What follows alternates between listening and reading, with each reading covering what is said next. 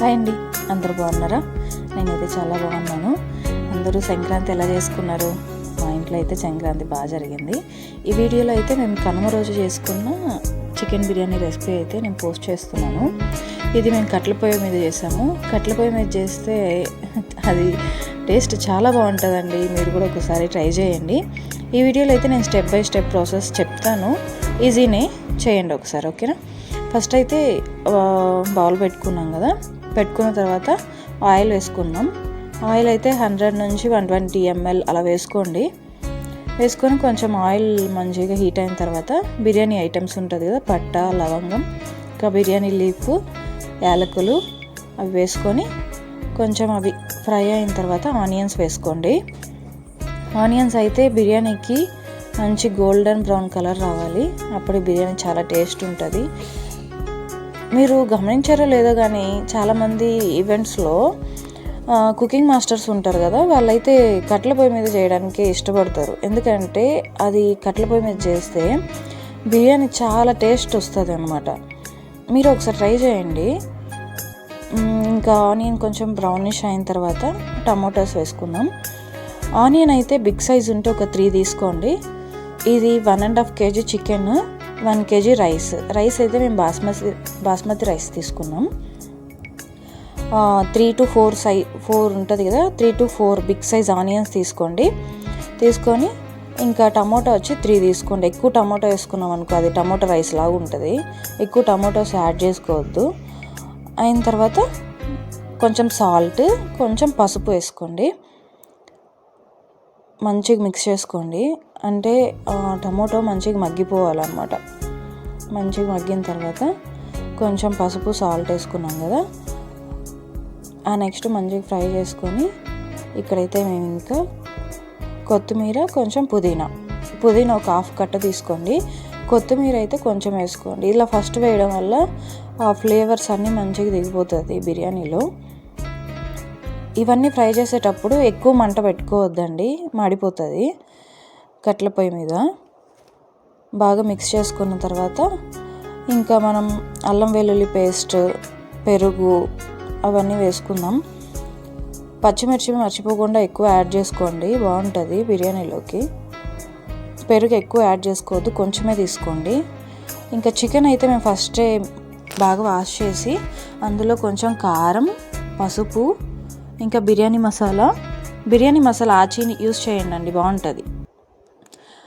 అయిన తర్వాత అది మిక్స్ చేసి పెట్టుకున్నాం కదా, చికెన్ తీసి వేసేద్దాం. ఇంకా అది అందులో బాగా మిక్స్ చేసుకుందాం. మిక్స్ చేసుకున్న తర్వాత చికెన్ అయితే బాగా మగ్గాలండి. చికెన్ నుంచి బాగా వాటర్ రావాలి. అట్లీస్ట్ ఒక గ్లాస్ వాటర్ రావాలి దాని నుండి, అప్పుడే బాగుంటుంది. చికెన్ నుంచి బాగా వాటర్ వచ్చేసిన తర్వాత ఇంకా వాటర్ యాడ్ చేసుకుందాం. ఇక్కడైతే మేము 1 kg చికెన్ 1.5 kg చికెన్కి 1 kg రైస్ తీసుకున్నాం అన్నాం కదా. 1 kg రైస్ అంటే పెద్ద గ్లాసులో ఒక 4 గ్లాసెస్ అండి. 4 గ్లాసెస్కి ఒక గ్లాస్కి 1.5 తీసుకొని వాటర్. ఎందుకంటే చికెన్లో మగ్గేటప్పుడే వాటర్ ఎక్కువ వస్తుంది కదా, ఆ వాటర్ ఎక్కువ వచ్చిన దానికి మనం వేసే వాటర్కి సరిపోతుంది. చూడండి వాటర్ ఎలా వస్తుందో చికెన్ నుండి, బాగా కనపడుతుంది కదా మీకు. ఇంకా మీరు దాని మీద ప్లేట్ వేసి కొంచెం బాగా మగ్గనిస్తే ఇంకా ఫుల్ వాటర్ వస్తుంది. ఆయిల్ మొత్తం పైకి చేయాలి. అప్పుడు టేస్ట్ కూడా చికెన్ కొంచెం ఫ్రై అయినట్టు స్మోకీ ఫ్లేవర్తో చాలా బాగుంటుంది.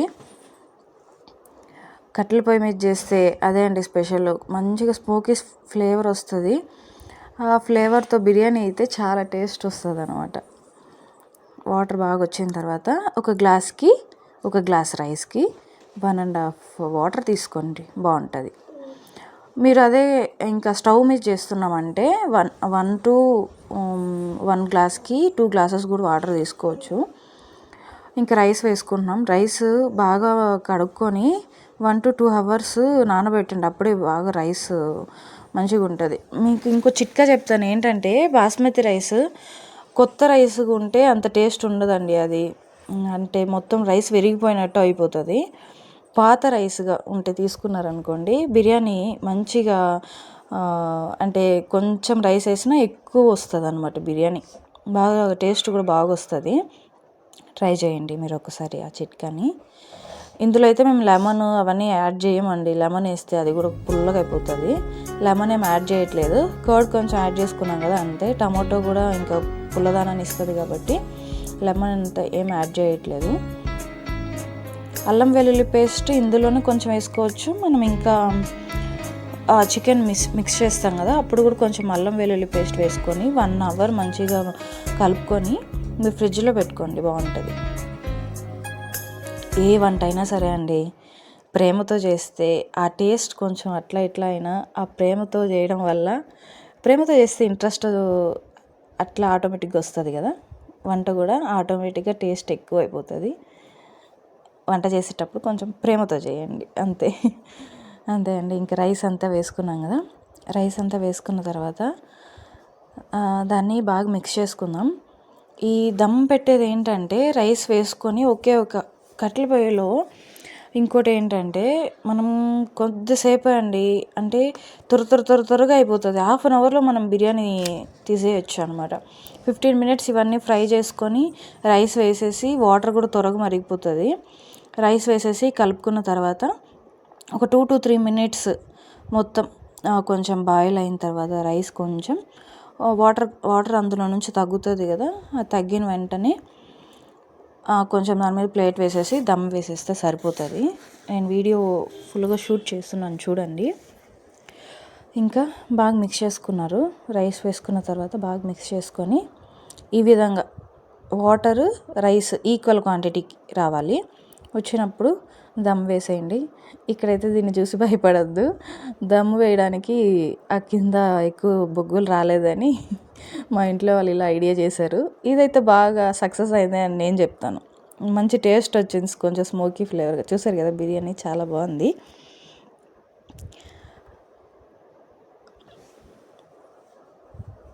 చూడండి ఎంత బాగా వచ్చిందో. మా ఇంట్లో అయితే చాలామంది హ్యాపీ అయిపోయారు. ఈ బిర్యానీ ఏంటంటే 1.5 kg చికెన్, 1 kg రైస్ అన్నా కదా, ఇది కనీసం 8 to 10 మెంబర్స్ అండి ఫుల్గా తినచ్చు, బాగుంటుంది.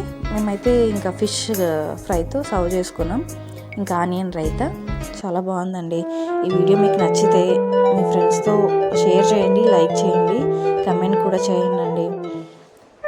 Thank you very much. Be kind to everyone and keep smiling.